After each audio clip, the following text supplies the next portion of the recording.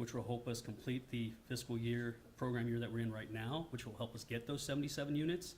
But they'll then also carry into the next program year, which will also help us get those units.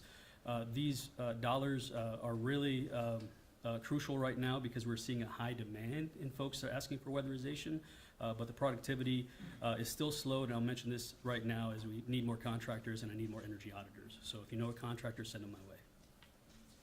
Thank you so much. I'm just happy to see the state of Michigan continue to help supplement some of these county funds for this weatherization that's doing a great job for all communities. Thank you. Thank you, Commissioner Womack. Anybody else? Commissioner Pakla. Thank you, Mr. Chair. I'm wondering from administration, is this a reimbursement grant, or are we getting the cash in hand, or are we submitting our receipts to the state to receive the dollars? It is a reimbursement grant. Okay. Most of our grants are. And do we have any indication whether, so it's a pass-through grant from the Federal Department of Energy. Yes. Do we have any indication whether the state is also seeking reimbursement from the federal government? What we normally do is we submit a monthly reimbursement. The state then reimburses us, so I'm sure they're doing their monthly reimbursement as well. Okay, and the reason I'm asking is because, you know, with this grant and some other grants, there is some significant concern about the promises from the federal government in terms of grants that have gone to localities. There are at least, there are dozens of examples, two really big ones that I've read about. There's a $9.5 million grant for electric school buses in Mississippi that has been rescinded after award. So there's a district in Mississippi that now has outlaid $9.5 million that can't receive that reimbursement because of a general pause from the federal government. I don't want us to be in that space here locally where we have paid our contractors out of our funds, right, to do this work, and now we can't seek reimbursement. So I don't know if there's an answer to that right now, but I'm hopeful that what we're doing is we are saving ourselves against that potential shortcoming in our budget so that we're not left holding the short end when the money doesn't come through. If I could just say, we're watching this very closely. Obviously, since the EO that came out a couple weeks ago, we've made sure we've identified every stream of federal or state pass-through funding. And so we're kind of in a transition time, I think, and so we're doing our best to keep track of every one of these to the best we can and take appropriate action. If we do learn that maybe a transfer isn't going to happen, we'll try to minimize any impact. Great, thank you. Thank you, Commissioner. Commissioner Ponson. Thank you, Chair. Great. That's not with us. Thanks for being here. I know I've asked this question before of you. So when we talk about weatherization, we always talk about the extremes. And on a day like today, you can see that it's cold. So are the monies just for weatherization, or can it be also used on the other extreme of the spectrum, high heat in the summer?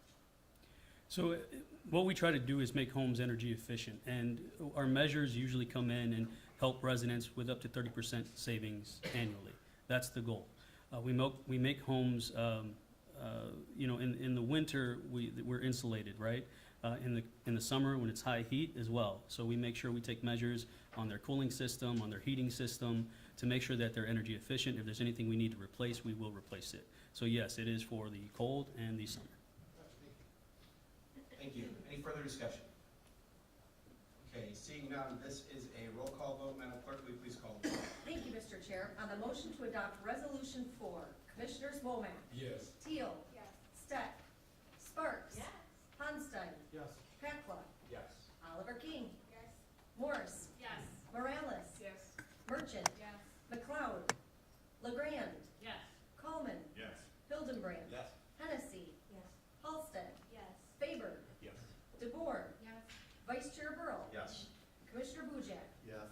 Chair Green. Yes. Mr. Chair, you have 19 yeas, 0 nays. The motion passes. Resolution 4 is adopted. Thank you. We will move on to item 8B, and I will call on Commissioner Oliver King. Thank you, Chair Green.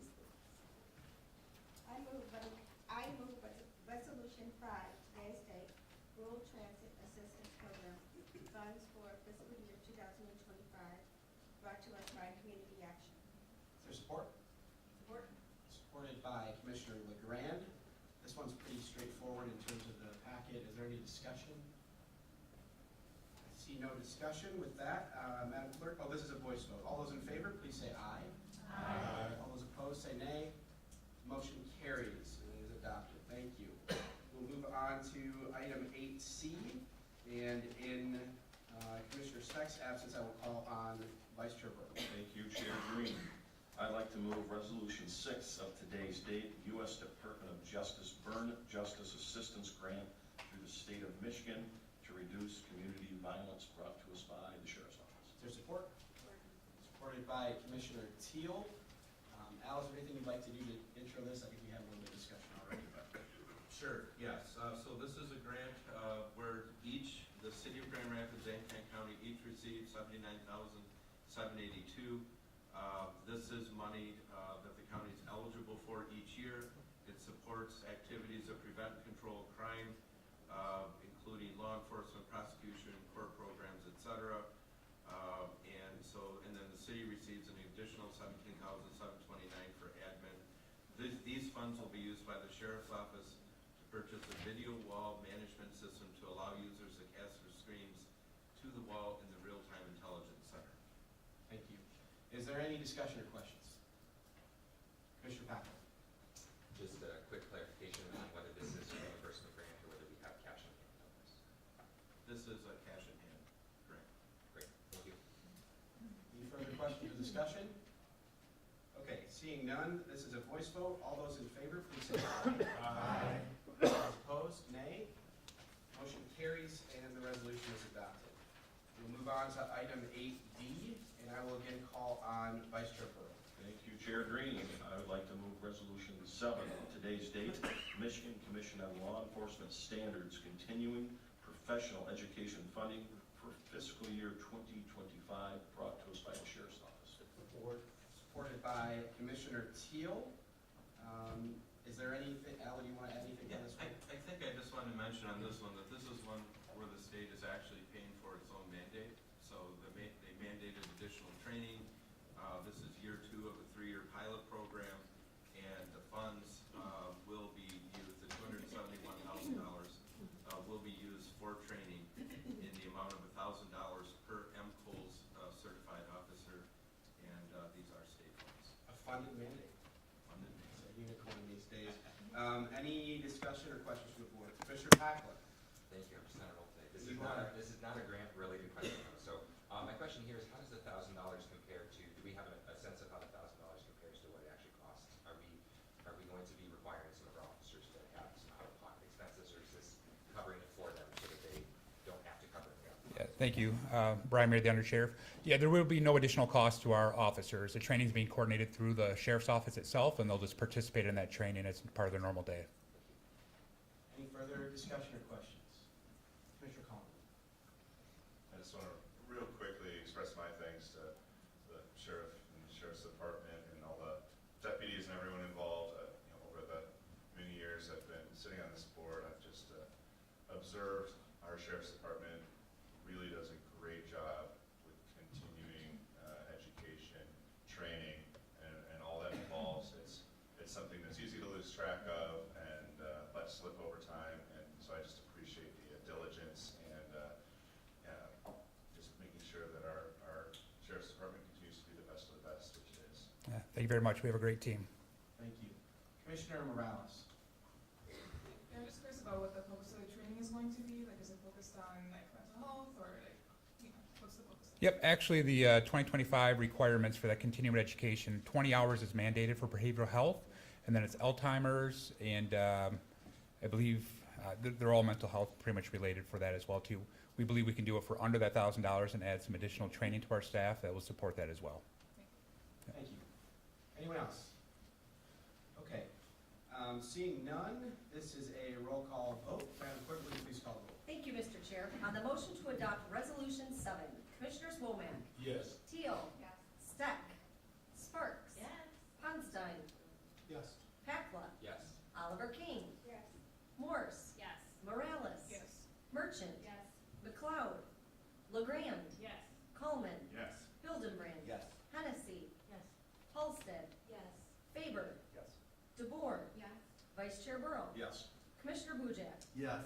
Chair Green. Yes. Mr. Chair, you have 19 yeas, 0 nays. The motion passes. Resolution 7 is adopted. Thank you. We will move on to item 8E, and I will call on Commissioner Oliver King.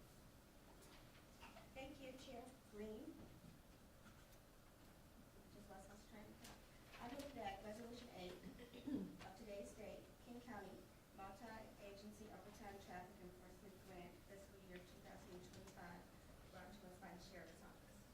For support? Supported by Commissioner Halsted. Anything you'd like to say on this one, Al? Yes, the Michigan State Police Office of Highway Safety Planning has approved Kent County Sheriff's Office for a $31,697.14 grant. And this is for traffic enforcement. The goal through having enhanced traffic enforcement is to reduce fatal and serious injury through increased impaired driving enforcement, and also to a lesser extent seatbelt and speed enforcement. And this grant is contingent on the availability of U.S. Department of Transportation highway safety funds. Thank you. Any questions or discussion? Commissioner Pacala? Thank you, Al, I appreciate. Hot Street. Yes, I appreciate that it's contingent on the availability of funds federally. If we don't get those funds, are we planning to just not do this enforcement in this amount, or would we pull from other funding sources to do that? So it really is required to have mandated enforcement through this grant for hands-free driving, click it or ticket, safe and sober campaigns. I would say we traditionally do those on a day-to-day basis, and we may still coordinate with the funds that we do have available to us to continue to enforce those efforts. Great, thank you. Thank you. Any further questions or discussion? Commissioner Morales? There's a neighborhood in the Roosevelt Park, like Cesar Chavez Avenue, that has been dealing with a lot of truck traffic that shouldn't be there because it's already been, like, they not a truck route and trucks should use it before. Would some of this traffic enforcement, do you think would some of that be used for enforcing things like that? Typically, it isn't. Typically, the three that I mentioned already, the hands-free driving, the click it or ticket, the seatbelt wearing, and the OWI enforcement is the focus of that. But we can talk offline about trying to get some additional resources out there to the city of Grand Rapids. Thank you. Anyone else? Okay. Seeing none, this is a voice vote. All those in favor, please say aye. Aye. Opposed, say nay. Motion carries, and the resolution is adopted. We move on to item 8F, and I will call again on Commissioner Womack. I'd like to move resolution 9 of today's date, 2025 Monumentation Grant from the Equalization Department. For support? Supported by Commissioner Oliver King. Is there, I think this one's pretty straightforward, and you could get in the weeds, but everyone would fall asleep. Is there any questions or discussion? Yes, Commissioner Fabry. Simple one. How many corners are there, and what percentage of is 100 of those corners? Boy. Good question. I don't have an answer for that, but I can get that for you. We might be getting an answer to that. We'll see. 5 in every section. Is there anybody else that has a question here? I think we'll get back to you, Commissioner Faber, on that one. I said nobody needed anything, and then we're getting in the weeds. So, okay. Any other questions or discussion? Okay. Seeing none, this is a roll call vote. Madam Clerk, will you please call the roll?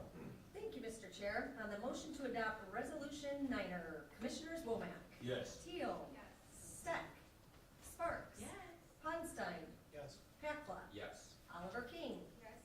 Morse, Yes. Morales, Yes. Merchant, Yes. McLeod, LeGrand, Yes. Coleman, Yes. Hildenbrand, Yes. Hennessy, Yes. Halsted, Yes. Faber, Yes. DeBoer, Yes. Vice Chair Burrow, Yes. Commissioner Boojak, Yes. Chair Green. Yes. Mr. Chair, you have 19 yeas, 0 nays. The motion passes. Resolution 9er is adopted. Thank you. We will move to item 8G, which is, I'll call on Commissioner Oliver King. Me again. Yes, you're popular. I'd like to move resolution 10, a state energy efficiency and conservation block grant brought to us by Facilities Department. For support? Supported by Commissioner Sparks. Anything to add on this one, Al?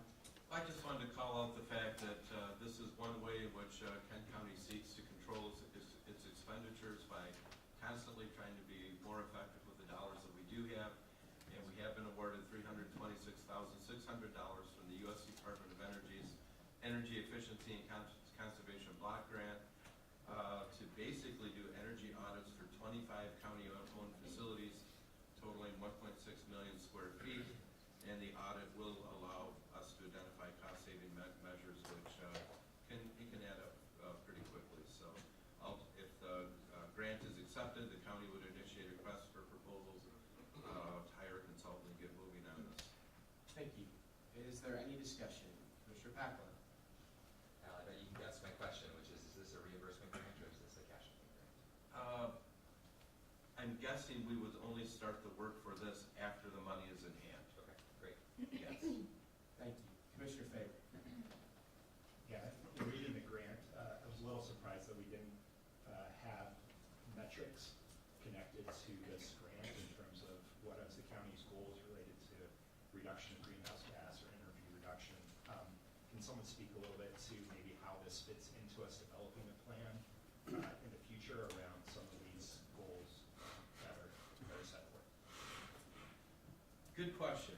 Do we have Tim here? No. Oh, Josh, all right.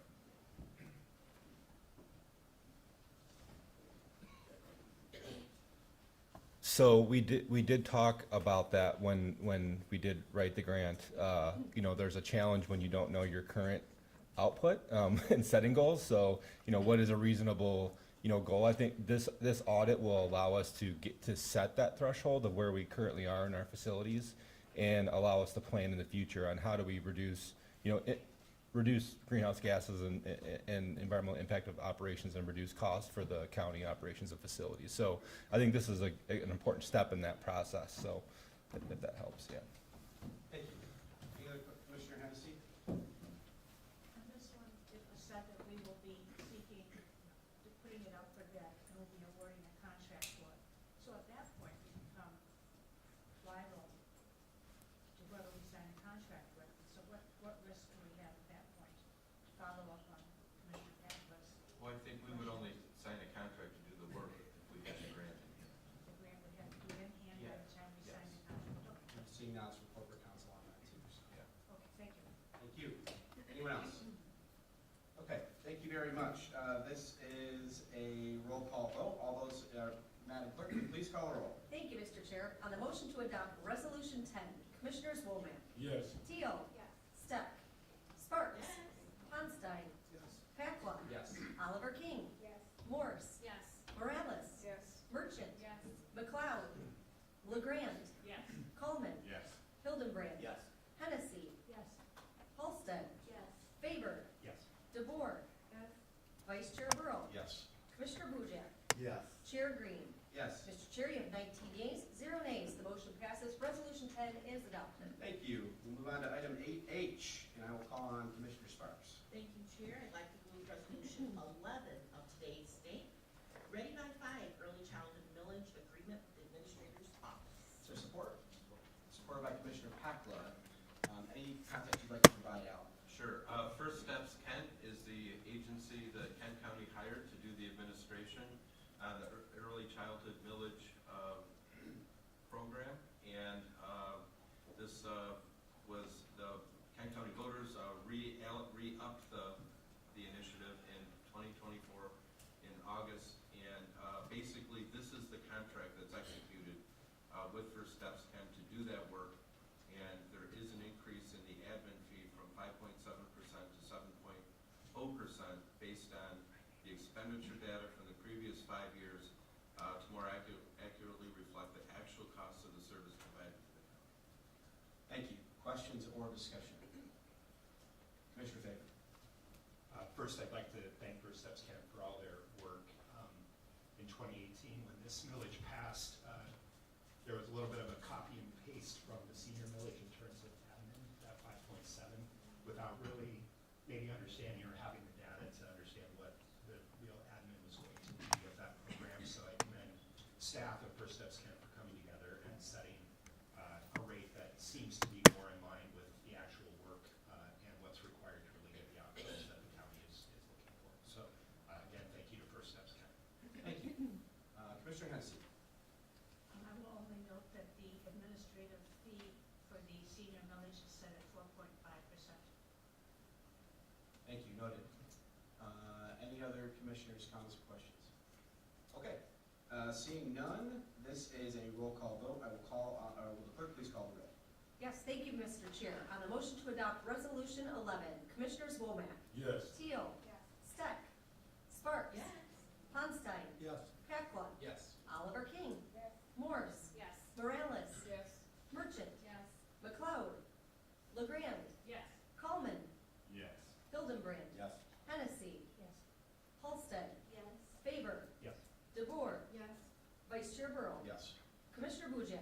Yes. Chair Green. Yes. Mr. Chair, you have 19 yeas, 0 nays. The motion passes. Resolution 11 is adopted. Thank you. We move to item 8I, and I will again call on Commissioner Womack. I'd like to move Resolution 12 of today's date, fiscal year 2026 budget process guidelines from our Administrator's Office. Is there support? Supported by Commissioner Teal. Any questions or discussion? Commissioner Boujak. Thank you, Chair. This morning, we received public comment regarding this particular item. And as we go through this budget process, I think it's important that we look at what's happening at the federal level with the DOGE, Department of Government Efficiency. And we similarly take on the responsibility of looking at all of the items that we have responsibility, fiscal responsibility for here as county commissioners. I am not advocating that we develop or create a Department of Government Efficiency, but I do believe that all of us as commissioners take on that responsibility. That is our responsibility. And in order to do that, I think we need a better way of looking at all the line item budget responsibilities that we have. And what I would ask is that we as commissioners get a complete list of all the programs that the county is responsible for fiscally managing, coming in the form of grants or whatever the county is doing on its own. And in that list, we show where the funding is coming from, whether it's federal funding or state funding, or whether it's coming out of the county's budget. And in looking at that list, maybe we can see things right out of the line item that might catch our interest, that we should be looking at a little bit more closely. And I'm not suggesting that there's any fraud or waste at Kent County. As a matter of fact, I think Kent County is better than that. But for the purpose of going through this budgeting process and having new commissioners on this, in their roles, I think it's a good idea that we have a complete list, a line item, all 463 programs. Al, you could probably speak better to the number of programs that we manage, but I believe that having that list and knowing that the commissioners are now fully aware of the fiscal responsibility that we have for those programs would be a good part of this particular budgetary process. So I'm formally asking for a list to be given to all the commissioners so that we're better informed and for transparency purposes. Thank you. Thank you. Al, do you want to speak to that question or statement? Well, I would say that a really good place to start is the actual budget document, which includes that information. But certainly, yes, we can get whatever information the board needs to consider the budget. Obviously, the budget process is one that's actually encoded in state law, in the Uniform Budget and Accounting Act of 1968, where it requires the CAO of every public agency to submit a budget to their elected board. And here we've done some work and even doing more this year with Commissioner Teal, our new finance chair, to try to get more of the will of the commission in a big picture sense into the budget before we do the detailed work of preparing it and presenting it back to you. So, and that's really what today's work session is about as well. But certainly, yes, that information's all available, and certainly the board is welcome to review that. Thank you. Commissioner Womack. Yeah, I'd just like to follow up with what the commissioner set forth, and also ask our administrator, how might some of these federal cuts affect our employees who are seeing some of these cuts, and some of our Kent County employees are beginning to worry about their job security, and people who've been with us a long time, near retirement, and now they're hearing about these budget cuts. Have we begin to look at how this might affect the future of Kent County employees? Yes, Good question, and this is something that we actually think about frequently, because each time the federal government or the state government approaches September 30 and they don't have a budget adopted, we have to have a strategy for what do we do if they don't adopt a budget. And so typically what we've worked out is that if it's a budget shutdown, we basically call officials at the state and federal level, and if they let us know, yes, you will get your money, it's not going to be on time, but you'll get it during your fiscal year, then we don't do any layoffs.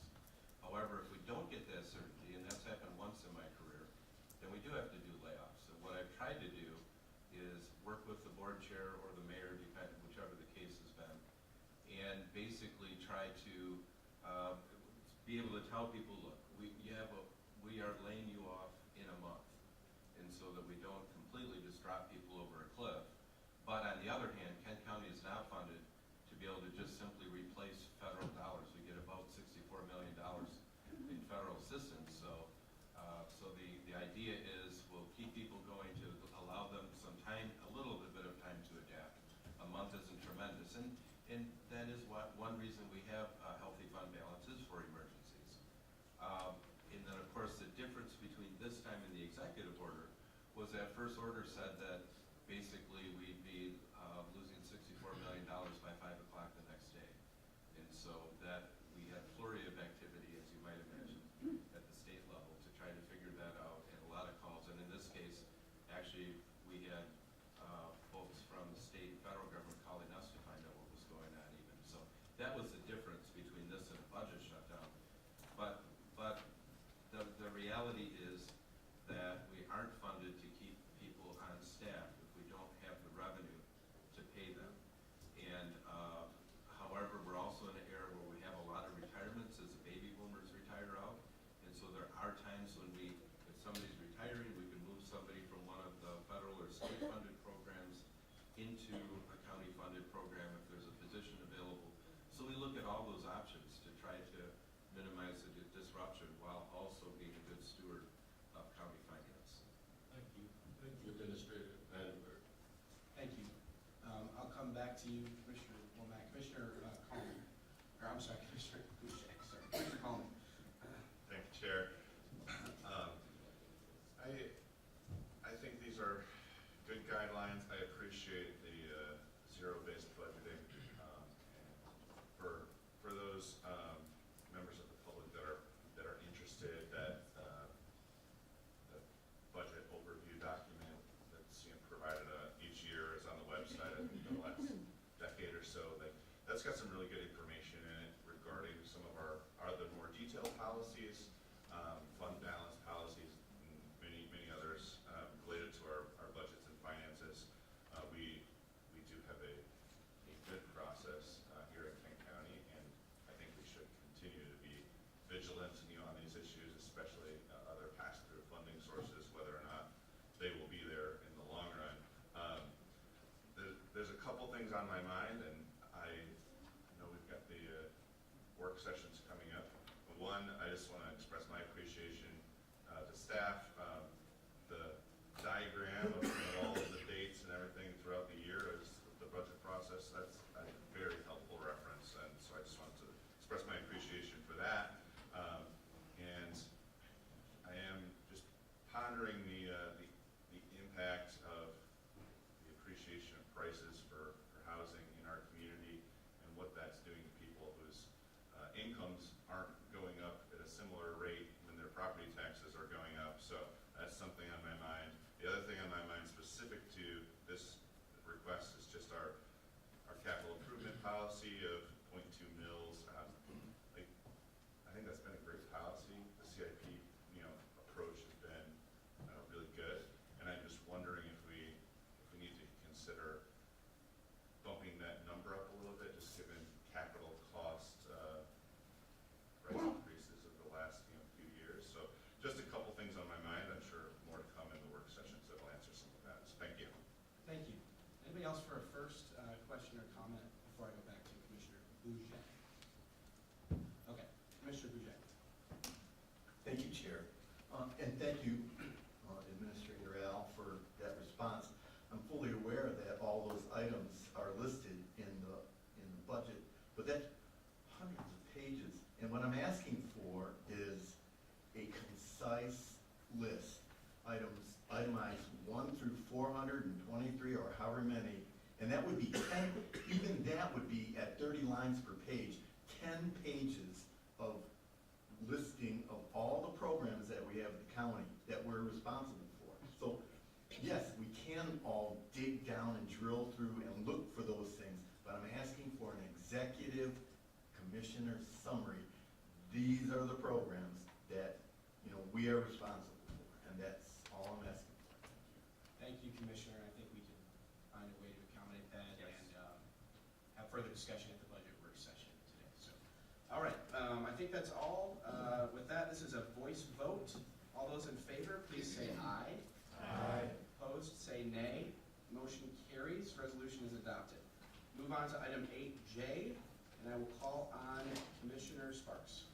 Thank you, Chair. I'd like to move item 13 of today's date, Quality Legal Guardian ad litem grant for the fiscal year 2025 from the 17th Circuit Court. Is there support? Supported by Commissioner Oliver King. Is there any discussion or questions on this item? We get a quick explanation, Al, it's been a request. Sure. So basically Department of Health and Human Services has made funds available in the amount of $425,000 to identify, implement, and cultivate programs designed to improve the quality of legal representation for children and parents in child protected hearings.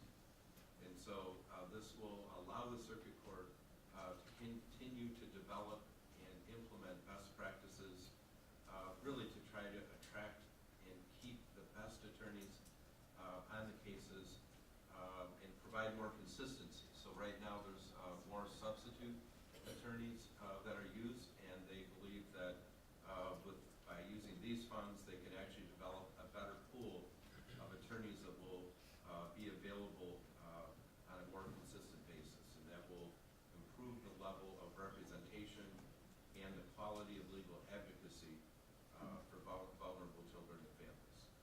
Thank you. Any further questions or discussion? Okay.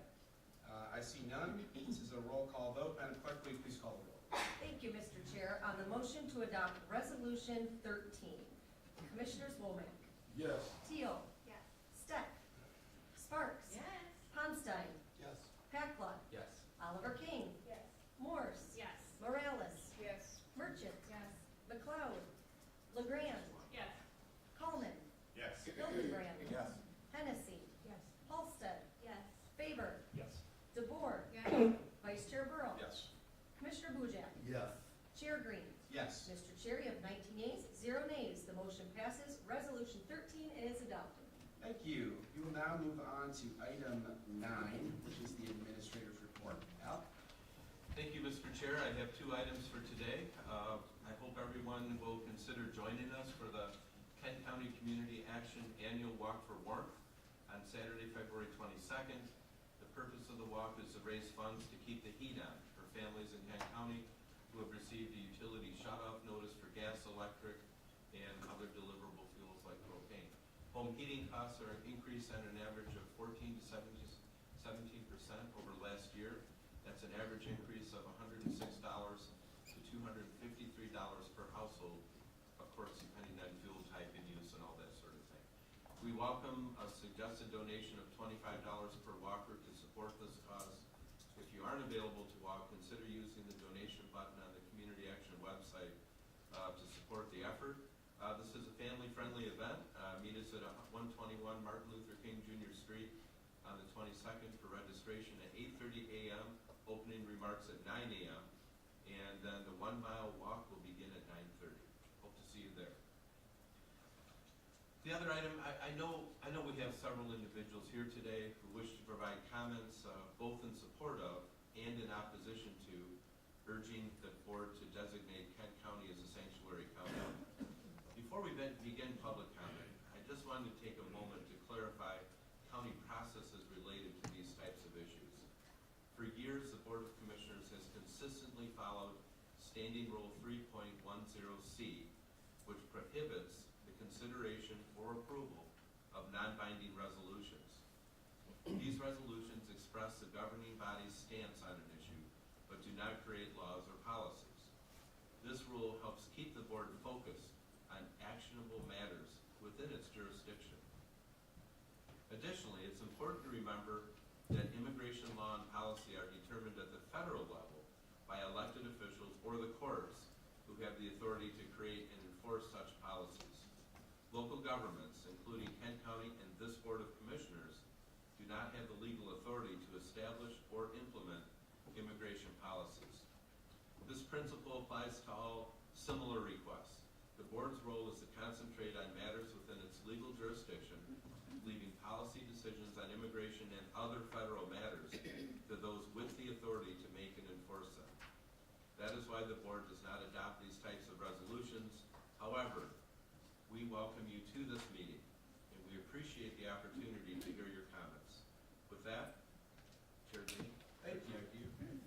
We will move on now to item number 10, public comment related to general county matters. I will just say that we do have a 3-minute time restriction limit on how much public comment we receive. We ask that you state your name and address, but Madam Clerk has those already, so I think we have cards to start, and then we'll have an opportunity for folks who have not submitted cards. So please go ahead, Madam Clerk. Thank you, Mr. Chair. At this time, we have 13 cards. Thank you. First up is Jeff Smith, and on deck is former Commissioner Ivan Diaz. Welcome, Mr. Smith.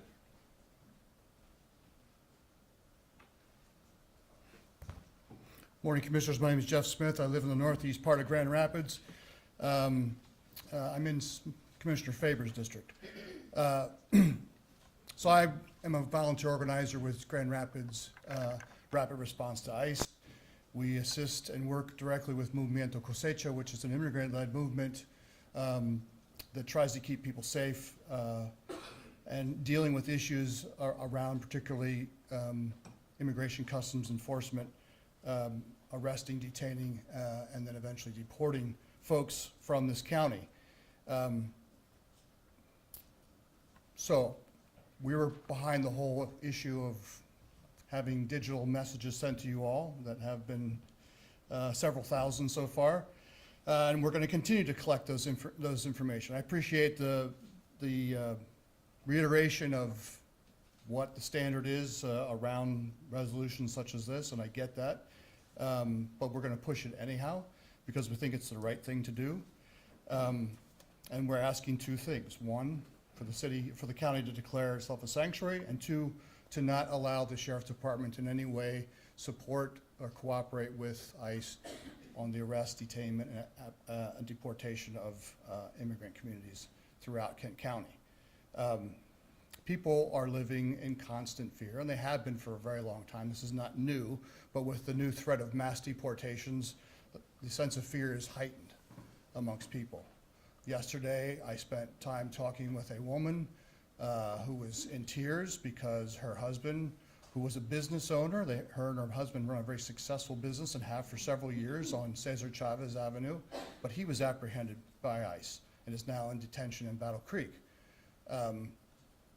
This is the kind of impact it has. Here's somebody who's been a business owner and very successful and very thriving, that one that's quite supported by that business district. And this is just sort of the beginning of what we're going to be seeing. So I would ask you to consider, and I know that there's been mention of sort of centering the law on this kind of stuff, but historically, just because it's the law doesn't mean it's right. At one point in our nation's history, slavery was legal. Jim Crow laws were legal. It was illegal for workers to organize unions. It was illegal for people who are part of the LGBTQ+ community to get married.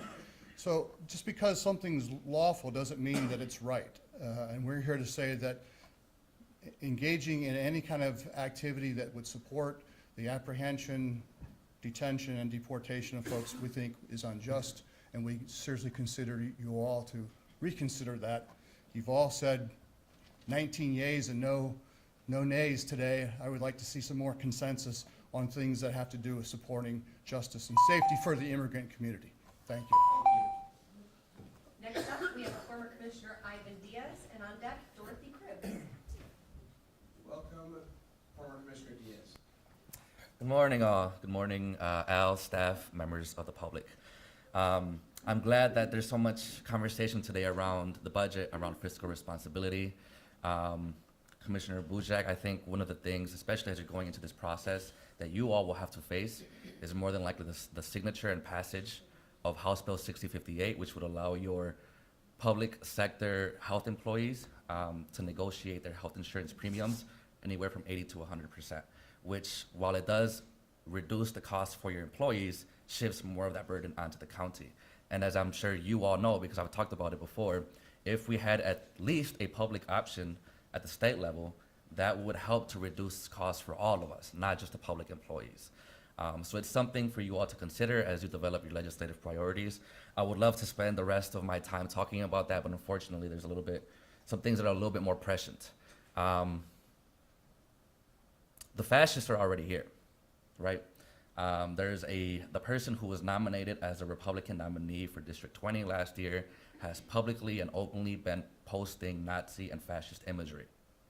The news asked him about it, and he tried to gaslight the news. Well, for one, he tried to say that he wanted editorial abilities to edit the interview. And then he said that he's not a fascist and he doesn't believe in those things. He just thinks that different groups have different values. That's not okay. I'm pretty sure all of the people behind me, and I'm pretty sure all of you, regardless of your backgrounds or beliefs, reject that mentality, reject those views. I am asking you to not pass a non-binding resolution, but to individually, in your capacities as commissioners, to use your voice, to use your position, to speak out against that behavior. We do not support fascists in Kent County, and I want you all to publicly, I'm asking you all to publicly say so. The issue here, right, is that this isn't just one person who was nominated for a local position. This is something that's coming directly from the White House. If I'm not mistaken, Commissioner DeBoer, I believe you're a professor, a political science professor.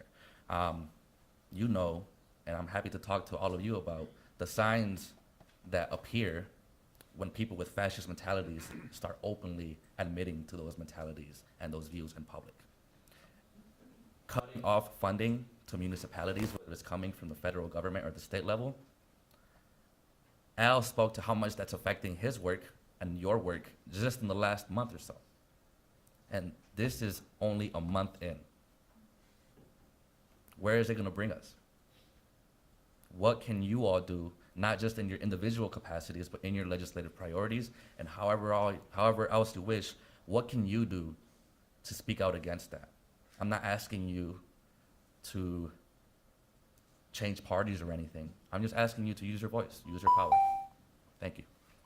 Thank you. And before we move on, it's very rare that I would mention any kind of political activity here, but every Republican on this board is a member of the executive committee of the Kent County Republican Committee, which did take action this week in an emergency meeting to censure the individual that you mentioned. So we were in support of those actions against him. I'd also just like to remind everybody to keep the comments directed at the chair. Go ahead, Madam Clerk.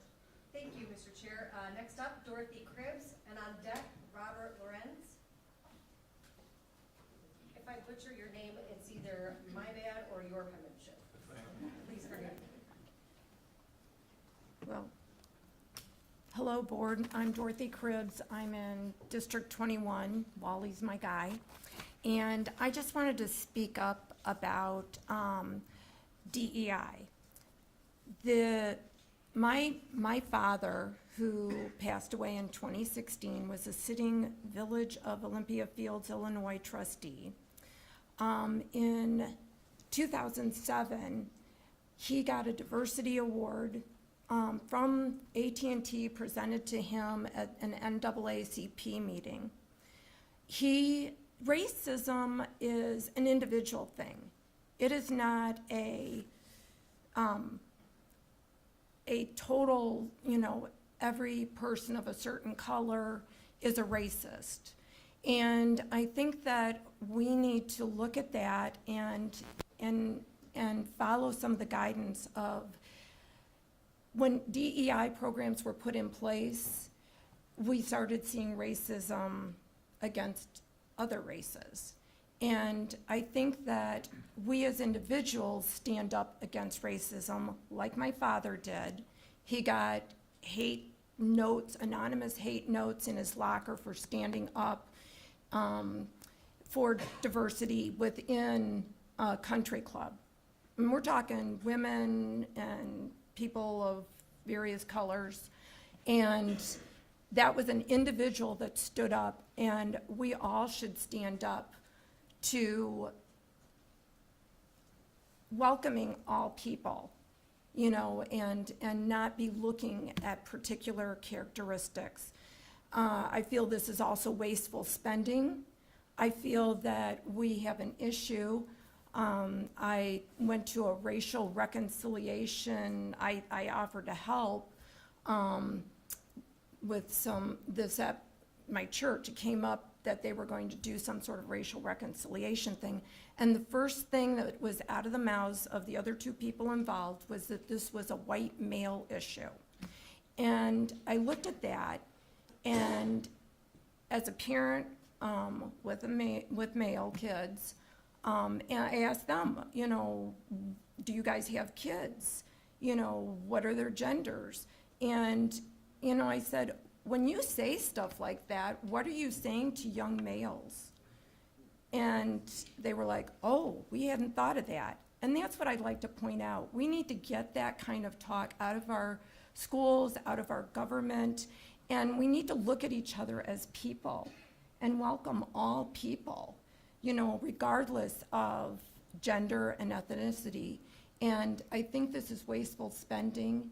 And also, I know you guys can't do things about schools, but maybe attend your school meetings, because a lot of money is being spent for things that we shouldn't Thank be you, spending Ms. it on. Appreciate it. Next up, Robert Lorenz, and on deck, Howard Merrill. Welcome.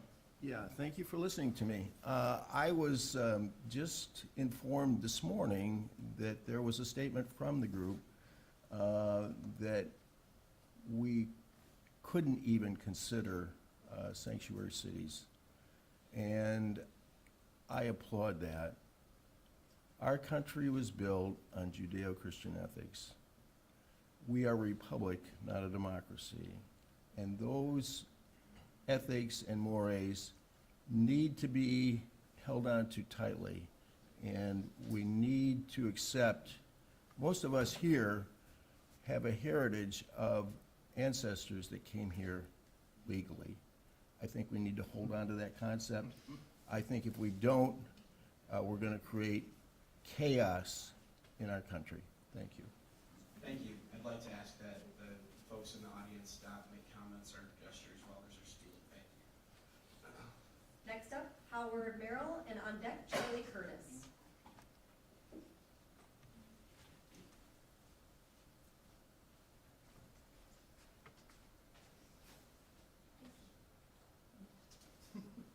Welcome, Mr. Merrill.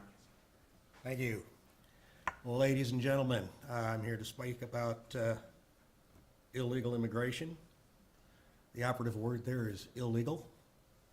They've broken one of our laws. My mother immigrated here many, many years ago, did it legally, probably knows more about American history than most of us. If you come here illegally, if you harbor an illegal alien, you've broken the law. They've broken the law. If I break the law, I'm going to get arrested. I'm not asking any less than I would ask of myself.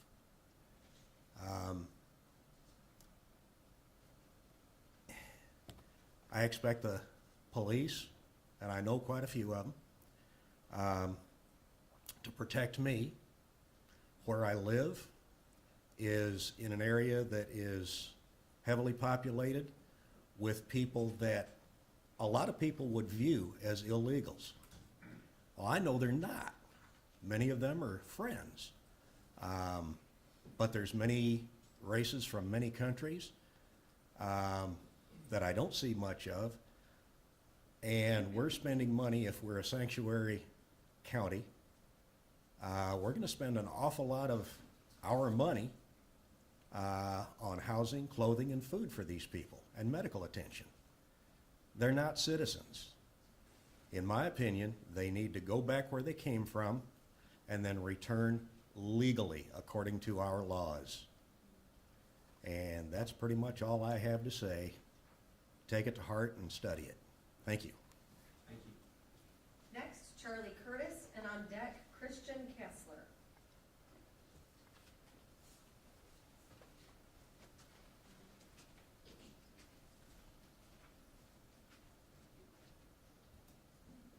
Welcome, Mr. Curtis.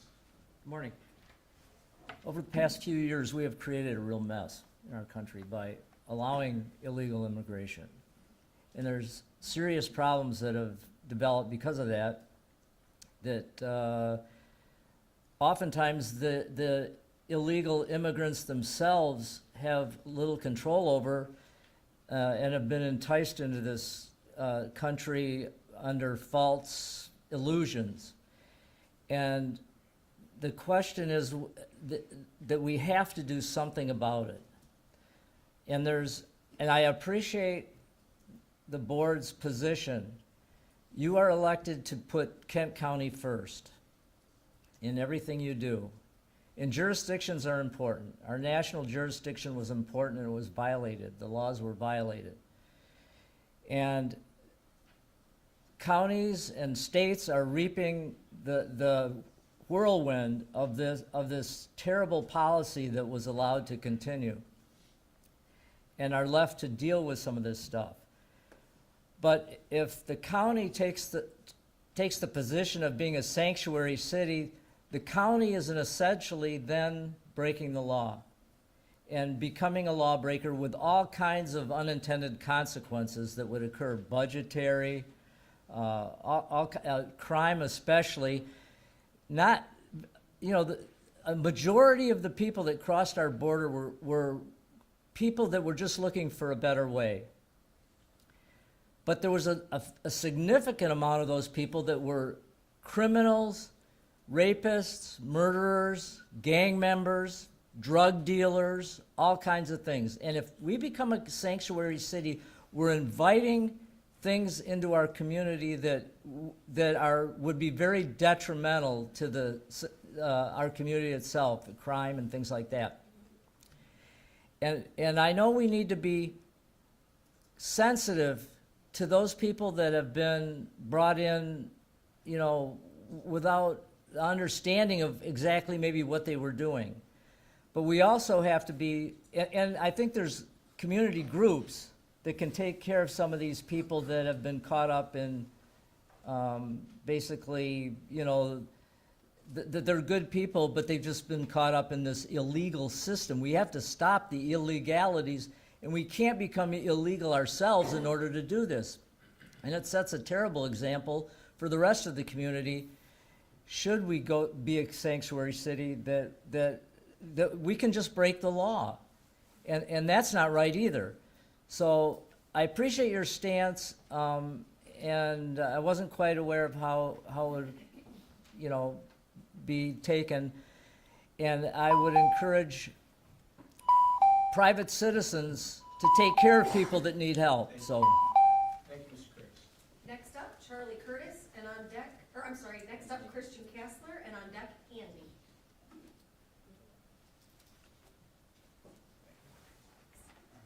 Welcome, Christian. Hello, good morning, board. Thank you for giving me the opportunity to comment on this important issue today. I just want to cut through some of this misinformation that's been shared around there and try to show you why you should be supporting sanctuary policies. Okay, first of all, sanctuary policies are legal. The Supreme Court has clarified that immigration enforcement is the sole duty of the federal government. And you mentioned earlier that the county is not interested in creating its own immigration law, and that's true. What people are asking you is that you take action to prevent the federal government from rounding people up who haven't done any crimes. Coming to this country and not being documented is a civil infraction that has resulted because our immigration system is broken.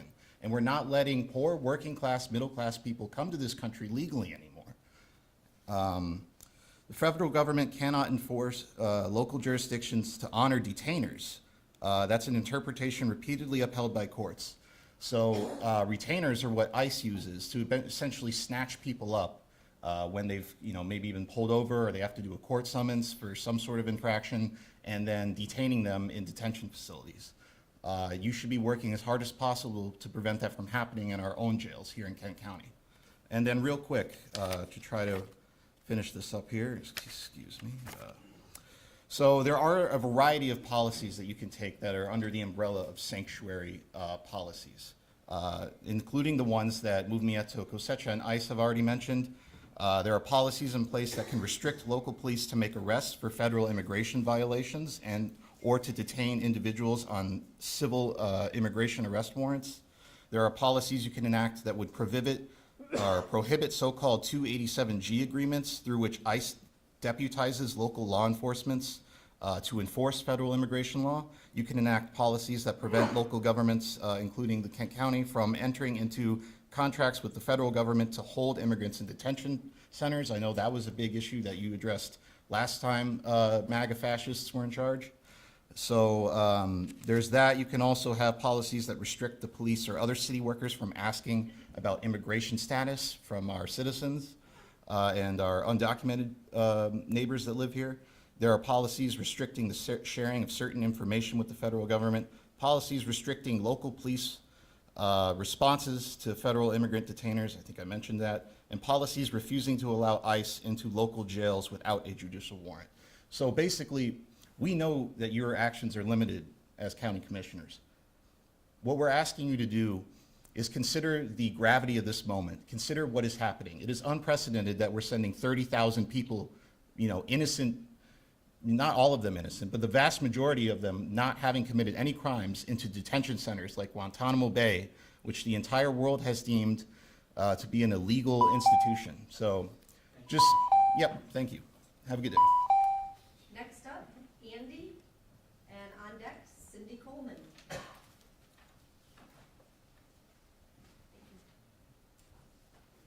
Welcome, Andy. Hi. Okay. Hi, my name is Andy Nations. I'm a second-year medical student at Michigan State. I'm a resident of District 16, and I have a lot to cover, so I'm going to talk fast. There are a number of people here today to advocate for y'all to make Grand Rapids a sanctuary city, and I am one of them. I grew up in a sanctuary city, and I have a number of immigrants in my life that I love, some of whom have been able to navigate the U.S. legal system and gain legal access, and some who have not. Today, I want to use my time to address one specific setting that needs to be off limits to ICE, and that is healthcare facilities. The Trump administration now allows ICE into places that were previously determined to be sanctuaries: churches, schools, and hospitals. This will kill people. We're going to threaten to deport people for seeking emergency medical care. People are going to sit at home with heart attacks, and they're going to die because of policies that we can choose not to implement. Newborns will die at home, births gone wrong, because parents were afraid to risk being separated from their babies. Bystanders may be afraid to call 911 for someone having a medical emergency because they haven't seen their paperwork. Please allow me to tell my patients that they do not have to worry about their cancer. They do have to worry about their cancer or their infection, but they don't have to worry about being deported. I fear that our government is gearing up to commit atrocities, and I'm not alone. The Lemkin Institute for Genocide Prevention has issued a red flag warning for the United States for the first time. Construction has already begun at the camps. The president has issued an illegal executive order that seeks to include U.S. citizens in his mass deportations of Americans, despite the fact that we settled the issue of birthright citizenship after the Civil War. He has stated publicly that he wants to deport 30,000 people to Guantanamo Bay, where they will be shielded from the prying eyes of American citizens that may wish to bear witness to any violations of American law. That facility at its peak held less than 1,000 people. My fear is that they may look to history to solve this math problem and realize that the most efficient way to fit 30,000 people into a prison built for fewer than 1,000 is to cremate them. Our county's willingness to comply with ICE is a direct endorsement of this agenda, It is not too late. If you have supported this agency in the past, you can still change your mind. History has no sympathy for people who were just following the law or just following orders. I am not under the delusion that you will be able to wield your paltry municipal power to stop mass deportations or protect the human rights of the people we detain indefinitely abroad. But do not do the work of tyranny for itself. Do not look away. Thank you. Next up, Cindy Coleman, on deck, Hannah Lau. Welcome, Cindy. Thank you. I live at 583 Kingsbury, Northwest, and I've been a resident of Kent County for decades. My parents lived here all of their lives as well. And I had some things to say, and I want to concur with the previous speaker, a few others in terms of where they're coming from a moral stance. And I've never been to a county commission meeting. I've been to a couple city commission meetings. I didn't know that it would start with that invocation. It seemed to surprise me. But, you know, separation of church and state and all that. But what I heard was that you take a moral stance in your roles here, and I really appreciate that because that's where I'm coming from. Not only that, but also that I'm a former educator, family therapist, school counselor, and so my heart is here for vulnerable children and the family systems that are supporting them. And speaking of family systems, I feel like this county is sort of my family. And I was influenced greatly by my parents, and I think you as leaders are sort of in that parental role to a degree as far as how you influence the residents here. And going back to that invocation and talking about, I heard Jesus Christ mentioned, and the stories that I have heard is that we were taught to welcome the stranger, to care for children, to bring them to us, to protect them. And I feel like the things that I've learned lately around law enforcement, what I just heard today about supporting mental health, being trained around that, and the city of Grand Rapids also doing more to embrace you know, social workers, riding with them and so forth. I feel like that's the direction that we were headed, and now suddenly, well, since January, there's so much bullying, it feels like, that's coming from the federal government, and I don't want you to, I want you to stand up to the bully, I guess. And I understand that there are limitations in terms of laws that you can make and policies you can enforce with regards to Sanctuary City. But I think that there may be other ways, and I'm encouraged to hear that there may be policies that could be put in place, maybe not technically Sanctuary City, but that we stand on our moral ground. And I appreciate that most of you stand in that on that same ground with me. Thank you. Thank you, Cindy. Next, Hannah Lau, and on deck, D. Jones.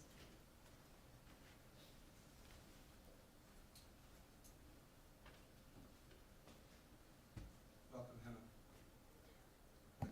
Gracias, Iván, por traducirme, por favor. Espero que pueda hablar un poquito más porque el tiempo es limitado. I hope that I can speak a little bit more because the time is limited and I'll be having my comments translated. An additional 30 seconds. Thank you. Mi nombre es Gemma y vivo en el condado de Kent por los últimos 30 años. My name is Hema and I have lived in Kent County for the last 30 years. Y como emigrante he pagado impuestos todo este tiempo. And as an immigrant, I have paid taxes all of this time. Entonces, lo que están hablando acerca de cómo van a distribuir el presupuesto. And so as far as how you've been talking about when it comes to implementing your budget, También yo he contribuido a eso. I have also contributed to the funds for that budget. Y no solamente yo, sino todos los inmigrantes que vivimos aquí en el condado de Kent. And not just myself, but all of the immigrants that live in Kent County have contributed to the funds for that budget. Nosotros de Movimiento Cosecha no le estamos pidiendo que resuelvan la política de inmigración a nivel federal. We at Movimiento Cosecha are not asking the county to resolve federal immigration policy, Sino algo que pueden hacer aquí local para que los alguaciles del condado no participen en una política con los agentes de inmigración. What we are asking you is to state and support a policy to not allow the sheriff's deputies and the sheriff department to work with immigration enforcement. Porque lo que está pasando es que le dan más capacidad a algo que ya es inhumano. Because if you choose to let the sheriff's deputies work hand in hand with ICE, what you would be doing is supporting an inhumane policy. Que en la vida de nosotros inmigrantes nos está poniendo en miedo, en una vida de estar con nuestra familia, no solamente en los inmigrantes, pero nuestros hijos, nuestros vecinos, en un miedo terrible. An inhumane policy that forces us immigrants and our family members, even those who are not immigrants, to live in a constant state of fear.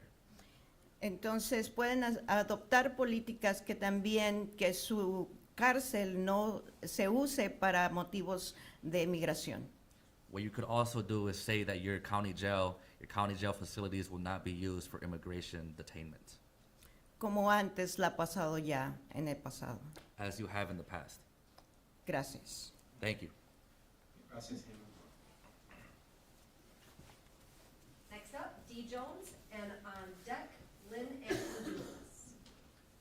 Welcome back, Mr. Jones. Thank you. Glad to be back. How y'all doing? I'm D. Jones, passionate entrepreneur, visionary, future global leader. I'm excited to go speak to the United Nations. There's a lot of things that's going on across the globe. With Donald Trump pulling out a lot of different things and pulling aid and funds from different departments that we need every day. That's even affecting Kent County.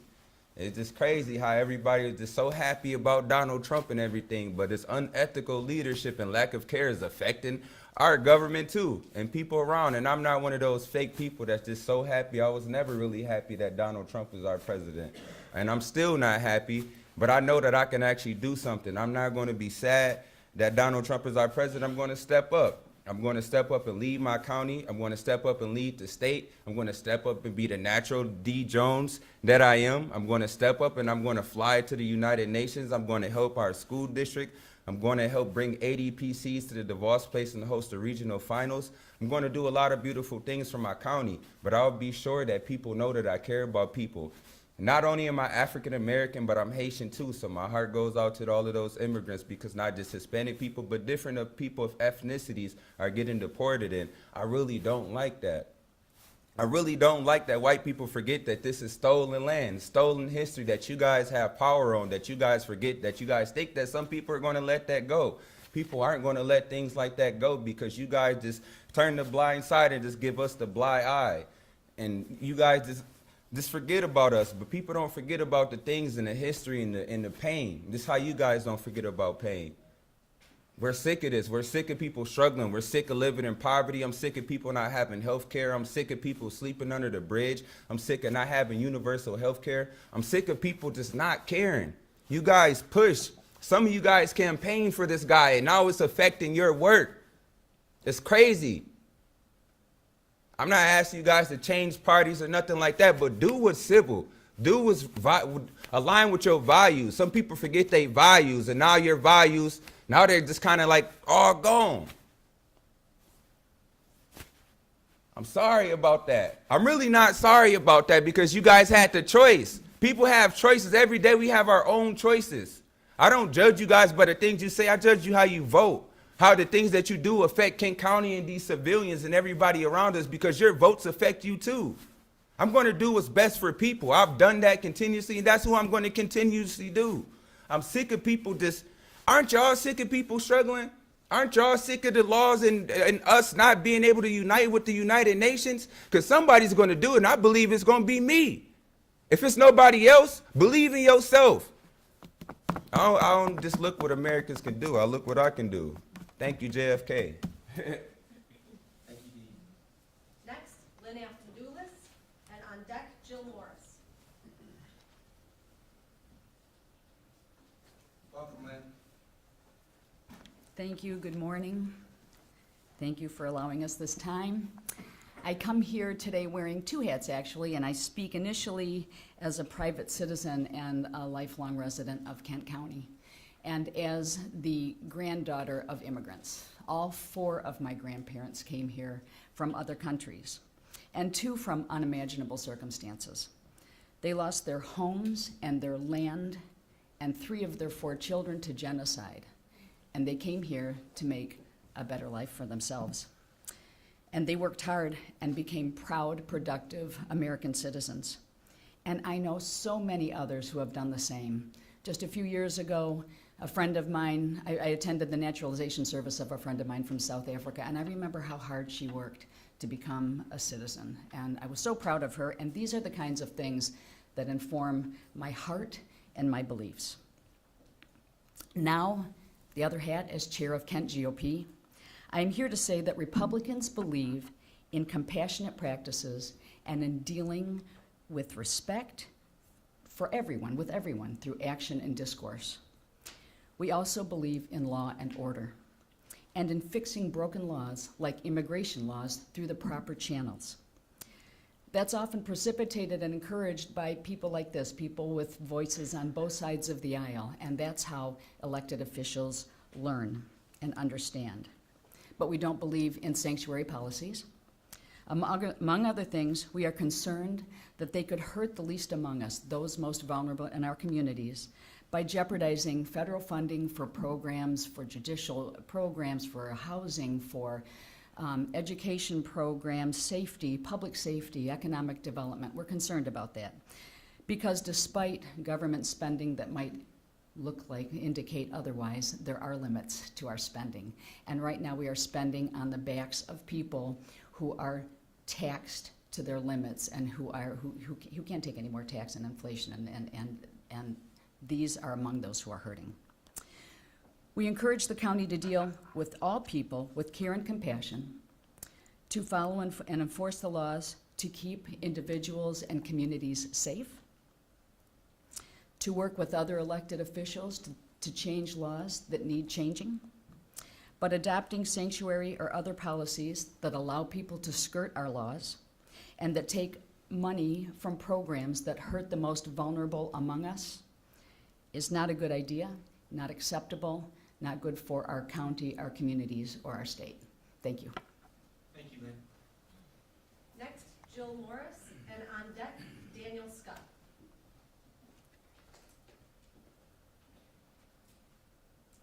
Welcome. Good morning, Commissioners. Thanks for taking the time to listen to us today. I'm going to be speaking on behalf of Sanctuary City status, or Sanctuary County status. Sorry, I spoke for Sanctuary City earlier this month. My name is Jill Norris. I'm a resident of Kent County, have been my whole life. I grew up in Granville, actually with Commissioner Burrell. I think he was a few years ahead of me in school. And after high school, moved into Grand Rapids, where I married a Native American man. So we have a very mixed family. We have Northern European, we have Native American, we also have Basque. The Basque people, if you're not familiar with them, are from a region in Spain. Our family from there actually fled Franco and his regime. So we're very familiar with how to survive fascism. And sorry, I'm a little nervous here. I don't speak publicly often. I guess I want to start with quoting a study from Stanford University back in 2002. There's a lot of data out there that says that immigrants, especially from Latino Hispanic countries, are not responsible for the majority of the crime in this nation. This study looked back for a period of 140 years and found that Latino immigrants create about 80% less crime than white Americans. So with that context, and that's just one study, there's many studies out there, I think we have to ask, what is the objective of working with ICE to deport people, specifically because this seems to be where the focus is right now, in our Latino Hispanic community. One of the beautiful things about Kent County, and especially Grand Rapids, is the diversity here. And I have a very diverse family. We've made sure to raise our boys in a very diverse environment. So I think, when we decide whether or not to come along and work with ICE, with our sheriff department to work with ICE, to deport people, we have to ask questions. Why are we doing this? What is the motive? Especially if these people are not committing crimes. I know that everyone is very nervous right now about whether or not to work with the federal government. That's very palpable in our community. I've heard it from the school board. I've also heard it from our city commissioners. But I think, when you were looking over your budget today too, obviously there's questions about grants already. Is that funding going to be available? Maybe there's other ways we can start looking at how we do funding within the county that kind of sidesteps the federal government. And I know that's a big task, but I think it's something we have to consider, because if you want to uphold a standard of living and morals, I guess, in our county, we might have to work around the federal government. I ask you to really put yourself in these people's shoes when you make decisions. Just because it's not impacting your family directly doesn't mean that someday maybe it won't. Again, this country was not, there you go. Thanks for listening. Thank you, Joe. Yeah. Next up, Daniel Scott. And Mr. Chair, that's the last of our cards. Thank you. Welcome back, Mr. Scott. Thank you, Chairman Green. I have a little different message today. It's Black History Month. I've asked Commissioner Womack for permission to share this story. And maybe you heard it when he was here in his previous service. His mother name is Ruby, and he shared that when his mother was carrying him, I think it began in Texas, under heavy influence by his own family, she was encouraged to terminate his life. But she didn't. She loved her child.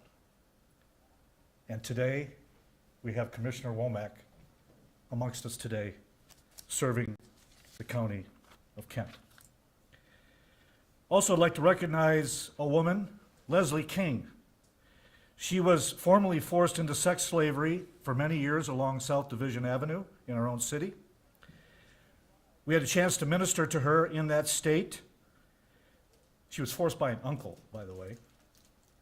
After some time, she was delivered not only from that sex slavery, but she was also delivered from all her sin. And she is now founder and director of Sacred Beginnings, where she is actively rescuing all women of any color, all children, not only now in Grand Rapids, but all over the state, from this terrible slavery. Speaking of slavery, again, I've told you, I don't vote Republican or Democrat, I vote according to the scriptures. But I'd like you to know this, in light of this is Black History Month. Republicans voted to abolish slavery, Democrats opposed it. Republicans gave blacks the right to vote, Democrats opposed it. Republicans passed the Civil Rights Act, Democrats opposed it. The first black Republican was elected to the U.S. Senate in 1871. The first black Democrat wasn't elected to the U.S. Senate until 1999. The first 22 blacks elected to the House, U.S. House, were all Republicans. Martin Luther King Sr. was a Republican. Martin Luther King Jr. was an independent. Abraham Lincoln, of course, was a Republican. Jim Crow was a Democrat. The KKK operated as a parliamentary wing of the Democratic Party. One last recognition. This beautiful child, her name is Baby Owen Leah. She was saved also from murder at 320 East 320 East Fulton, when it was still a murder mill. Thank you, Mr. Scott. You're welcome.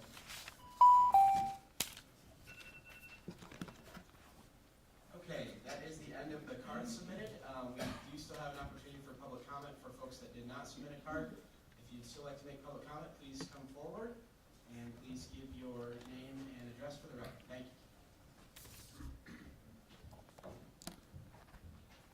Good morning, Commissioners. My name is Jacinda Swanson. I live at 1560 Mackinac Road Southeast.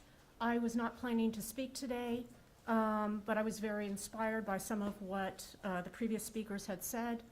I taught political science at Western Michigan University for 21 years. I taught about the Constitution. I taught about justice. I taught about democracy. I taught about the United States founding. I want to reiterate something that Ivan said. People are uncomfortable with the word fascism, but we need to wake up. We are in a serious crisis in this country. Some of the characteristics of fascism are illegal behavior. We're seeing a lot of that, where our public officials are doing unconstitutional and illegal things at the federal level. Another characteristic of fascism is demonizing people. Most of my family is Jewish. I know about demonizing people and what happens when you do that. That's what is happening with immigrants today. And that demonization, as others have raised the point, is not because there's something wrong with these immigrants or these brown people. It's because they are scapegoats. They are scapegoats because of the inequality in this country, because people's frustration about government not serving them. We are trying to divert people into getting mad at immigrants when there's other bigger problems. So demonization is very scary. Now, there is no reason for Kent County officials to be enforcing and helping ICE. No reason. You all are concerned with budgets. Your grants are being frozen, okay? If you want to conserve county resources, what you need to do is not divert those towards ICE enforcement. Don't be filling our jails with that. That costs us more money if you're doing that. Non-cooperation will save us money. It doesn't mean you're breaking the law. It just means you don't have to help ICE with what they're doing. And then I also just want to reiterate what Jeff Smith said about immoral laws. I taught Martin Luther King almost every year that I taught at Western. And one of the important things he said is, as Jeff was alluding to, is you have a moral obligation to disobey immoral laws, okay? So if a law is immoral, we should not follow it. And he cited examples like slavery, like Jim Crow, okay? So I'm not saying Kent County officials should not follow it, but you as individual commissioners can speak out against this immoral demonization of immigrants.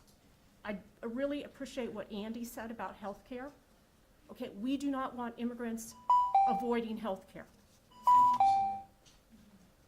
I'm going to take a quick pause because we gotta get a note that our audio is maybe not working on our stream, so I'm just waiting to get confirmation on that. I want to make sure that we're able to be heard. So we'll take a brief recess, but please stay in your seats. I hope we'll come back real quick. Thanks.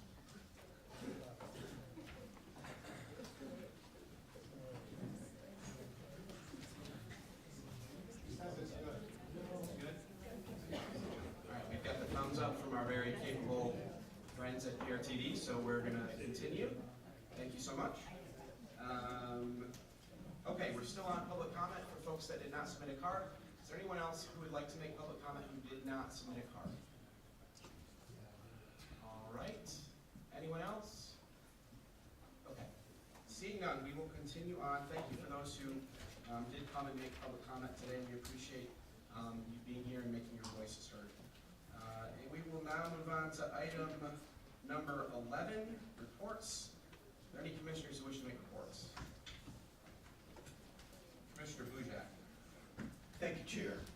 The Fire Commission will be having its first meeting of the year this Friday, and at that meeting we will be picking a new chair for that committee.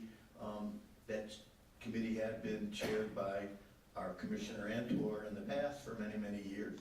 So it will be interesting to find out who that new chair was. I just wanted to let everyone know. Thank you. Commissioner Hildebrand. Thank you, Chair Green. Experienced Grand Rapids Board met a couple weeks ago. I represent this board on that board along with Administrator Vandenberg.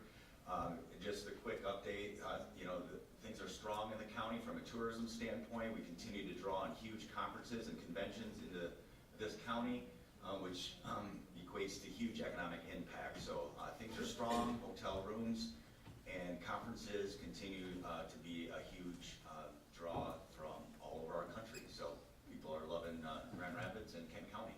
And Experience Grand Rapids is doing a great job in promoting our area. So, thank you. Thank you, Commissioner. Anyone else with reports? Commissioner Cullen. Just briefly, the Materials Management Planning Committee had our first real meeting a few weeks back, and also there's now a vacancy.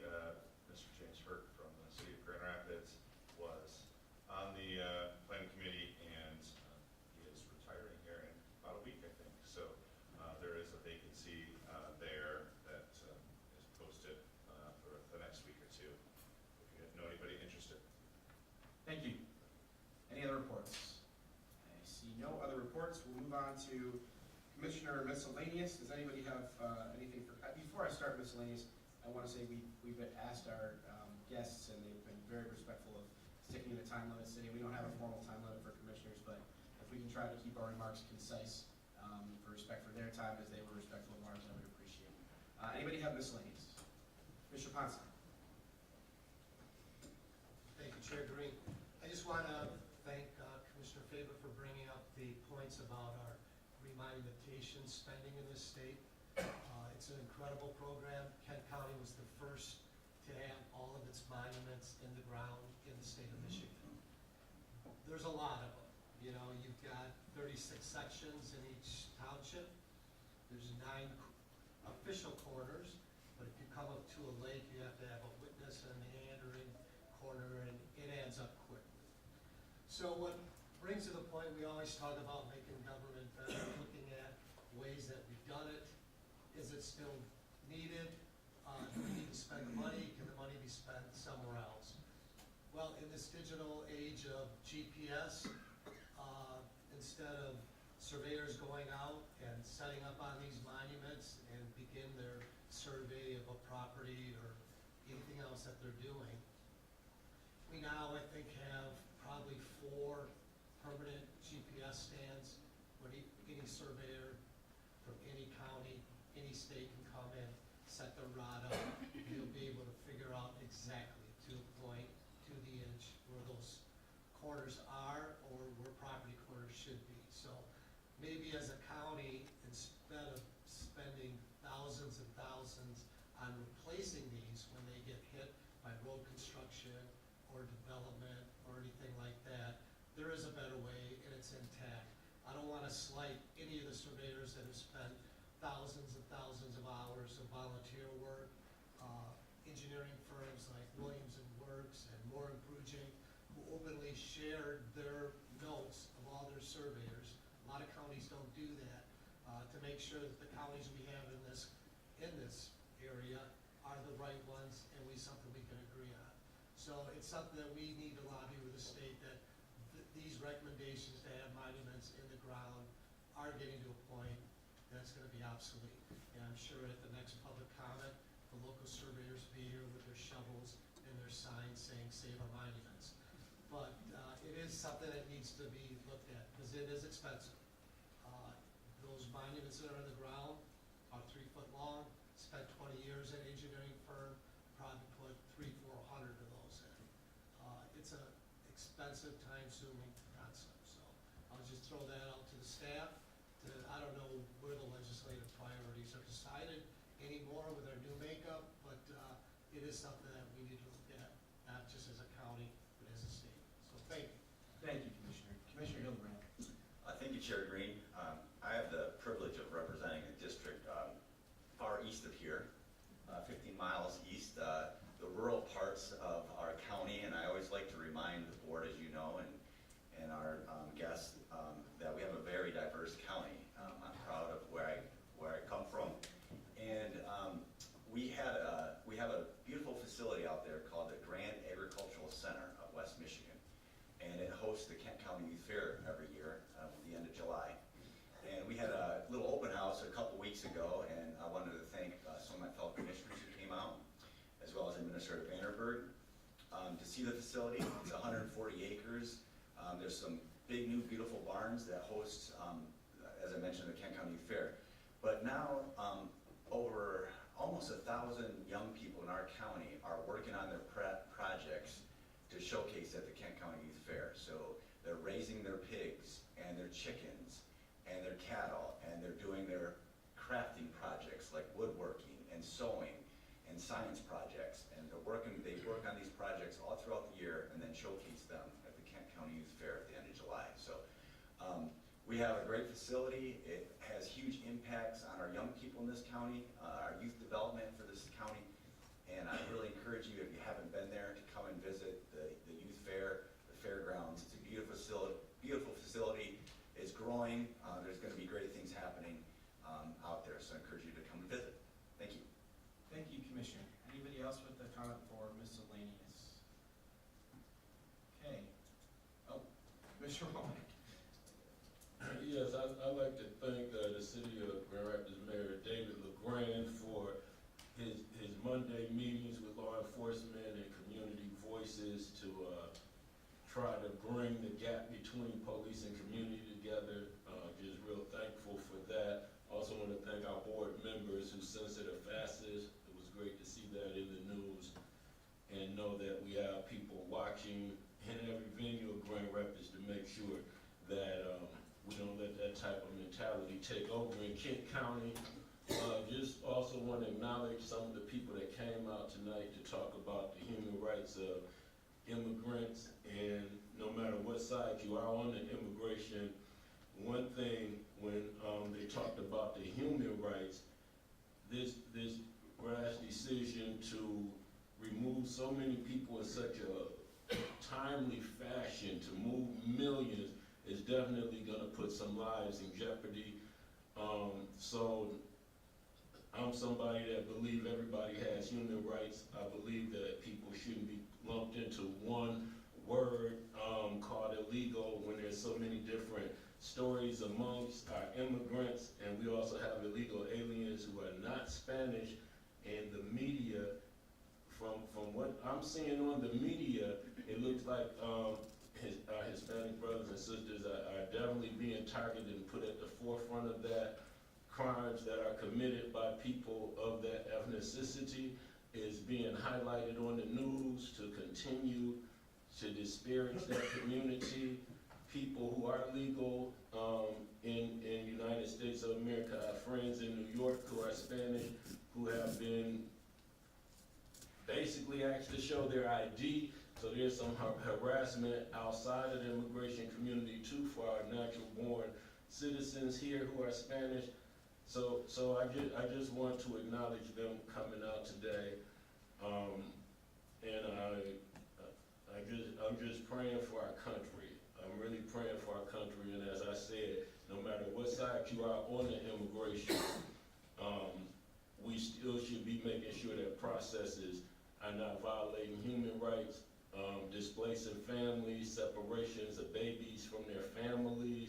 So I would ask even those that support this mass deportation, that they hold this country accountable to make sure that people are not dying. As Andy mentioned, if you come into the hospital and if someone's receiving care and they need that, we still have to have a process that supports the human rights. We had a Geneva Convention, which most countries aren't following those laws, but we understood even during war that our worst enemies that have been shooting guns at us, and I'm definitely not calling any of our immigrants enemies, but with the Geneva Convention, we even learned that our worst enemies had rights, and when our prisoners are taken by other countries, that they would still have their human rights. So I just thought that needed to be said.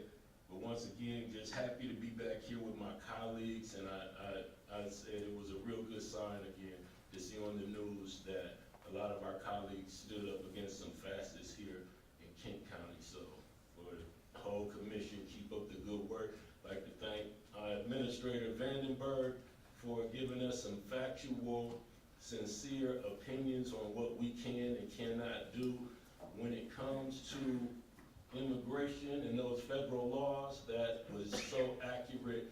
And just thank everybody that came out for realizing that Kent County is not the federal government, but I want to give you a response and some respect for coming out. Thank you, Commissioner. Commissioner Boujek. Thank you, Chair.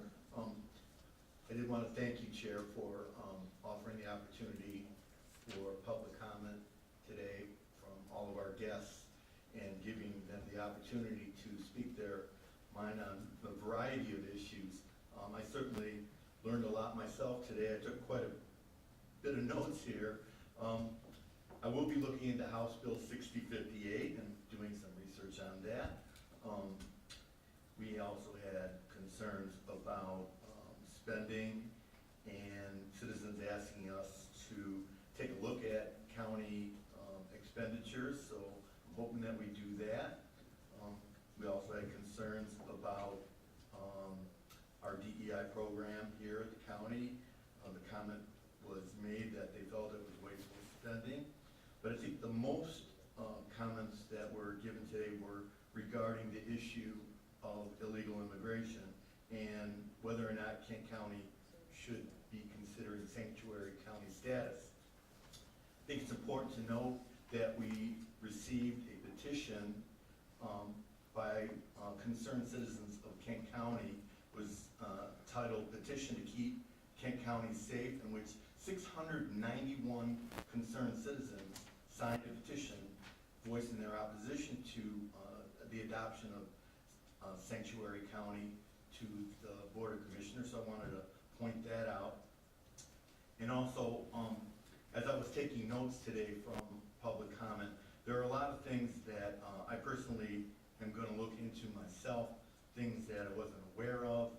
For example, retainers. I'm not sure what retainers are, but I will be contacting the sheriff to find out exactly what those are. There was also mention of healthcare facilities, and my question there is who's paying for healthcare for illegal immigrants? I'm sure that's a concern for many citizens. Also, there was comments about the children who unfortunately have become victims of circumstances beyond their control when their parents have entered this country illegally. And I think it's sad that there's so many children, and as a matter of fact, thousands of these children that cross the border illegally are missing. And I think that's a very, very terrible concern that we should really be looking into what happened to those children. Also, there were some comments about illegal immigrants here in our country and paying taxes. I don't know how illegal immigrants can pay taxes unless they're employed, and I'm not sure how illegal immigrants are being employed and putting on the federal roll for taxes, but that is an interesting subject. There was also a comment about public safety concerns and diverting funds from programs that should be going to our own American families that need assistance, such as for the hurricane victims in the Carolinas. And we were also asked, in the spirit of diversity, to sidestep the federal government, which I don't think we as county commissioners can do. And we were also asked to be disobedient to immoral laws. And I think that's subjective, and I don't think that we can objectively determine what laws are moral or immoral. And so I really do appreciate all of the dialogue that we entertained today, and I did take careful notes, and I will be looking at all these items, and I believe that the county is taking the appropriate actions in not adopting sanctuary status. Thank you. Thank you, Commissioner Boujek. Commissioner Morales. Thank you, Chair Green. I just want to kind of also give everybody a reminder to give grace to a lot of these immigrants. A lot of them didn't get here illegally. Some of them came in through asylum protections or through means with protected statuses that are now being stripped away very recently. For anybody, I think it would be a really tough thing to navigate, to figure out what's the next step for in the legal process, whether to stay or go back. Like, again, like everything's happening really fast. I just want to remind us all to give grace. As an example, like despite Section 208, which does, Section 208 of the Immigration and Nationality Act, it states clearly that anyone physically present in the U.S. has a right to apply for asylum if they fear for their life or freedom due to race, religion, nationality, membership in a particular social group or political opinion. So that applies to any non-citizen regardless of how they enter. However, despite this, as of January 20, there's no way for people to access that asylum system, and especially like at the U.S.-Mexico border, that's something that's no longer accessible. So I feel like it's really hard to hold people to a certain standard of what they have to fulfill as their personal responsibility when those resources are not available. So again, people are not able to pivot really quickly, so I just want to remind us to have grace for that. Thank you, Commissioner. Anybody else for miscellaneous? Okay, I see no one. I just want to make a couple of brief comments. I will be brief. As in my role as the chair of this board, first I wanted to thank everybody again who came out today. I also want to thank the Kent County Road Commission for the great job they did overnight clearing the roads and making it mostly safe and passable this morning so we could have our meeting. I'm being reminded that, sorry about that. I failed to mention that we wanted to acknowledge the 180 and change letters that came in on the issue of the sanctuary county through the public comment email address. A mix of those in favor and in support or in opposition, and then also acknowledge for the record the number of petition signatures that we got. About 700 in opposition, about 300 in support, and quite a number of other individual emails that came to commissioner emails, as was mentioned earlier, probably 1,000. So we appreciate that, and I just want to say that for the record. Okay, just to kind of wrap up the conversation for today, again, thanks for being here. I really wanted to thank everybody for being respectful too. I think everyone was really, we kept great decorum, and folks were able to sit next to each other out there and clearly be on the opposite side of issues, but be civil and be respectful, and we appreciate that. I wanted to reiterate that in my position as the chair, I'm not going to be supportive of a sanctuary policy for Kent County as we've laid it out, mostly for the reasons that Al said. I think it's really critical that we focus on the issues that are within our jurisdiction that affect Kent County residents directly, and trust me, there's a long list of things that we do have to work on.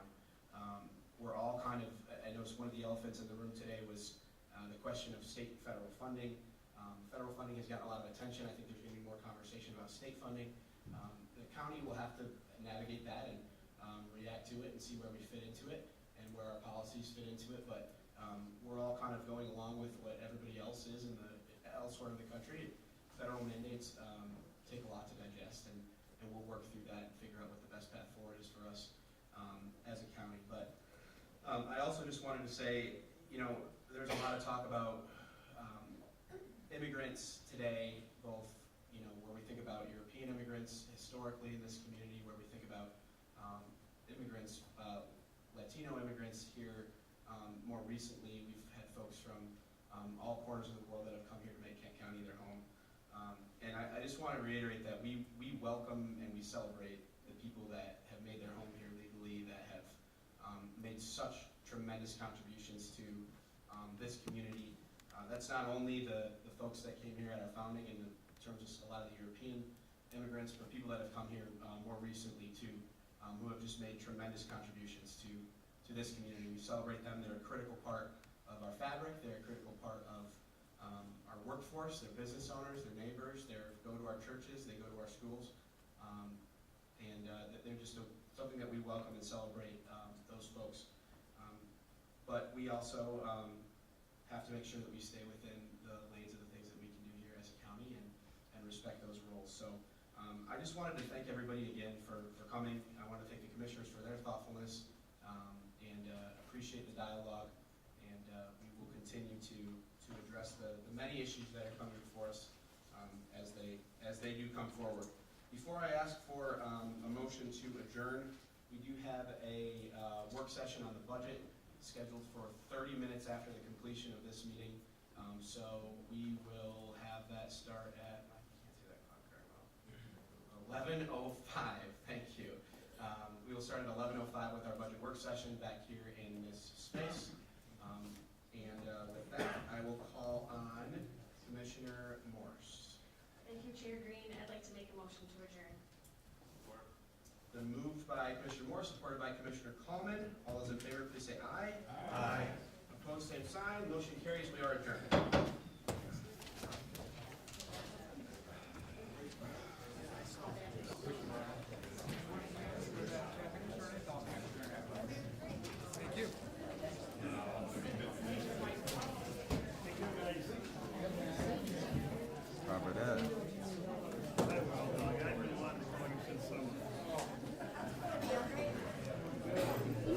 Exciting as the boat show.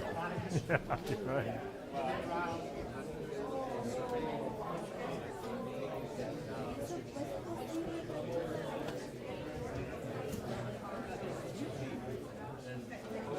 One, two.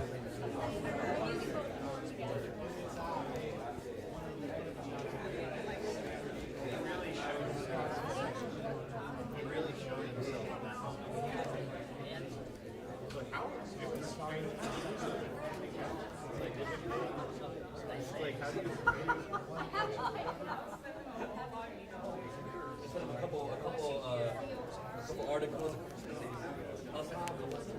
I was really disappointed about the shares places thing.